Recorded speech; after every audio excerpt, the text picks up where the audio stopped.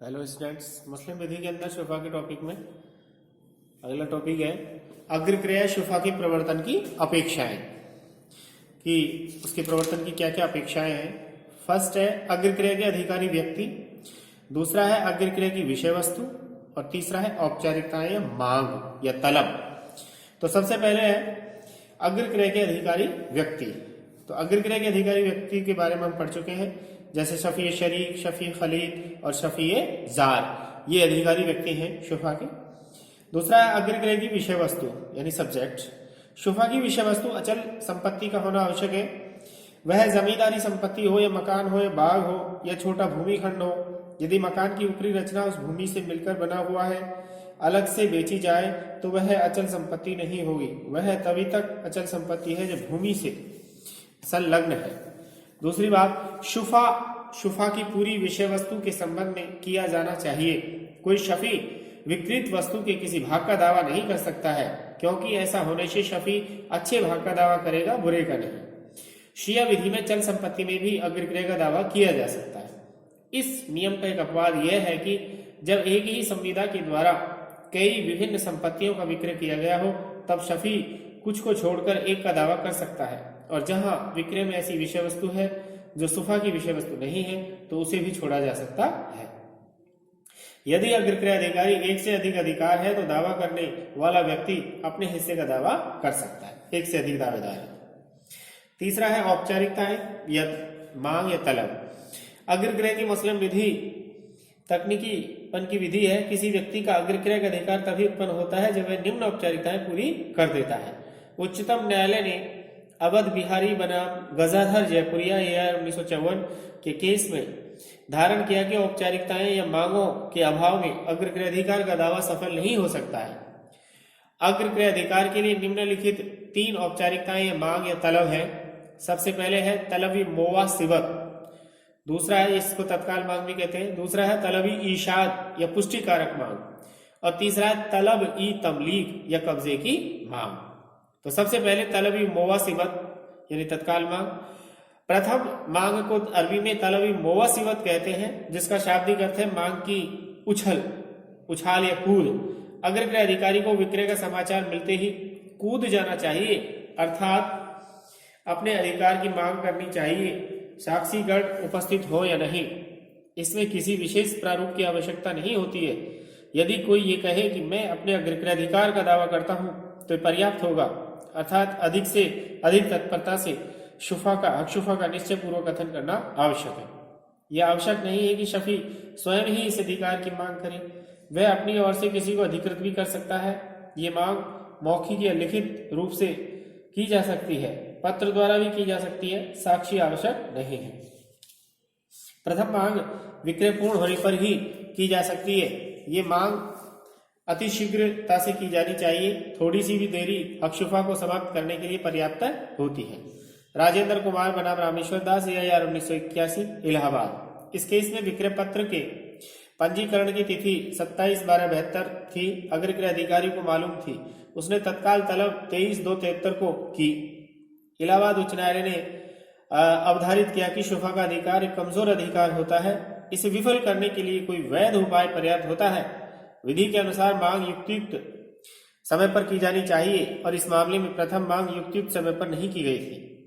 एक केस है अली मोहम्मद बनाम ताज मोहम्मद, इलाहाबाद का। इस केस में 12 घंटे का विलंब माना गया था। अगला केस है जरफन खां बनाम सरकार जब्बार मियां, 1884 कलकत्ता। इस केस में शफी बिक्री की सूचना मिलते ही अपने घर में घुसा और अपनी तिजोरी खोली, उसमें से कुछ राशि निकाली, उसके बाद प्रथम मांग की। अवलोकन किया गया कि वह अग्रक्रिया का दावा करने का हकदार नहीं था, क्योंकि विलंब अनावश्यक था। इस तरीके से तलबी मोवासिबत का मतलब है तत्काल मांग, उछल कर पड़ना, तुरंत मांग करना, इसमें देर नहीं करनी चाहिए। यदि देर की जाती है तो अधिकार खत्म हो जाएगा। दूसरा तलबी ईशाद या पुष्टिकारक मांग। दूसरी मांग को अरबी में तलबी ईशाद या तलबी तकरीर कहते हैं। पहले की गई तलबी मोवासिबत का जब तक कोई असर नहीं होगा, जब तक कि उसके बाद यथाविधि दूसरी मांग या तलबी ईशाद को नहीं किया जाता है। इस तलब की अपेक्षाएं निम्नलिखित है। शफी प्रथम मांग अर्थात तलबी मुवासिबत का हवाला दे, दूसरा, ऐसा वह 2 व्यक्तियों की उपस्थिति में करे। और तीसरा, यदि विक्रेता संपत्ति पर काबिज है तो ये तलब उसकी उपस्थिति में की जानी चाहिए, अथवा यदि क्रेता को कब्जा दे दिया गया है तो यह मांग क्रेता के समक्ष की जानी चाहिए। यदि विक्रेता और क्रेता उपस्थित नहीं है तो अग्रक्रय अधिकार की विषय वस्तु पर यह मांग की जा सकती है। शफी के लिए आवश्यक नहीं है कि वह घर में घुस जाए और उसकी मांग करे। इतना ही पर्याप्त होगा कि वह उस घर से निकल जाए तथा दीवार छूकर उसकी मांग करे। दूसरी मांग जिन जिन क्रेताओं के विरुद्ध की जाए, शफी केवल उन्हीं के विरुद्ध शुफा का दावा कर सकता है। दूसरी मांग इस प्रकार की जा सकती है, जैसे अमुक व्यक्ति ने एक मकान खरीदा है जिसका मैं शफी हूं। मैं शुफा के अधिकार का पहले दावा कर चुका हूं और अब इसका पुनः दावा कर रहा हूं। आप लोग इसके साक्षी बने। यदि अग्रक्रय अधिकारी को विक्रय की सूचना मिलते ही 2 साक्षी मिल जाएं तो उसकी उपस्थिति में पहली और दूसरी मांग की जा सकती है, एक साथ की जा सकती है। गोलाम किनिया मुल्ला बनाम अब्दुल रफूर मुल्ला एवं अन्य AAR 1976 कलकत्ता, इस केस में ये कहा गया था। अब तीसरी तलब है तलबी तमलीक या कब्जे की मांग। दूसरी मांग न माने जाने पर तलबी तमलीक की जाती है, जो भारतीय परिसीमा अधिनियम द्वारा निर्धारित अवधि के भीतर नियमित वाद दायर करने के दावे का अंतिम प्रवर्तन है। चूंकि तीसरी मांग वास्तव में अग्रक्रय अधिकार को प्रवर्तित कराने की विधिक प्रक्रिया है, इसलिए वास्तव में इसे औपचारिकता कहना उपयुक्त नहीं है। क्रेता द्वारा संपत्ति पर कब्जा लिए जाने की तिथि से 1 वर्ष के भीतर वाद दायर किया जाना चाहिए। यदि विक्रय की गई वस्तु पर वास्तविक कब्जा संभव नहीं है तो उस वाद विक्रय पत्र की रजिस्ट्री से 1 वर्ष के भीतर दायर किया जाना चाहिए। अग्रक्रय का वाद संपूर्ण अधिकारों को प्राप्त करने के लिए होना चाहिए। यदि वाद संपत्ति के कुछ भाग के लिए दायर किया जाता है तो वह सफल नहीं हो सकेगा। अग्रक्रय अधिकार द्वारा दायर किए गए वाद में क्रेता को वाद का आवश्यक पक्षकार बनाना चाहिए। तो इस तरीके से 3 तलब हो गई।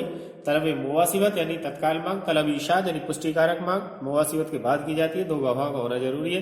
तीसरा है तलब ई तमलीक यानी कब्जे की मांग, जिस दिन प्रॉपर्टी पर कब्जा हो उसके 1 वर्ष के भीतर इसका दावा कर दिया जाना चाहिए।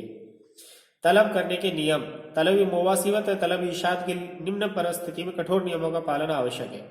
फर्स्ट, तलब मुवासिवत विक्रय पूर्ण होने के बाद की जानी चाहिए, पहले नहीं।